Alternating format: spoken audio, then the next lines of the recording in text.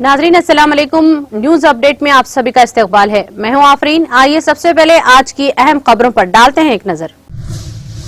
Supreme court ने कहा कि लखीमपुर खीरी तशद्दुद केस की समाअत खुद नोटिस के तहत नहीं की जाएगी, बल्कि मुफादामा की अर्जी के तौर पर की जाएगी। कांग्रेस ने कहा कि पूरे मुल्क में नवरात्रि का त्योहार शुरू हो गया है, लेकिन वजीर आजम नरेंद्र मोदी ने मुल्क में रसोई गैस सिलेंडर की कीमत में इजाफा करके अहले वतन को अजीब तरह का तोहफा दिया है। वजीर आजम नरेंद्र मोदी ने कहा कि कोरोना वायरस वबा से निपटने के लिए हिंदुस्तान ने बहुत कम वक्त में जो तैयारियां की वो मुल्क की सलाहियत का मजहर है।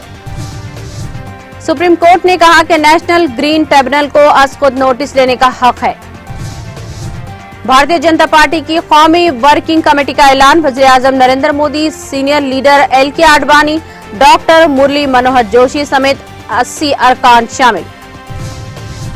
सदर रामनाथ कोविंद ने उत्तर प्रदेश के बाराबंकी में एक सड़क हादसे में कई लोगों के जानी नुकसान पर किया दुख का इजहार।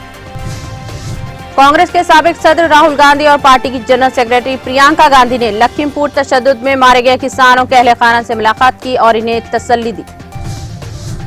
कांग्रेस के साबिक सदर राहुल गांधी ने कहा कि लखीमपुर खीरी में शहीद हुए लवप्रीत के अहले खाना को गम नाकाबिले बर्दाश्त है और इनका दर्द नहीं देखा जा सकता, लेकिन जब तक शहीद लवप्रीत को इंसाफ नहीं मिलता तब तक सत्याग्रह जारी रहेगा।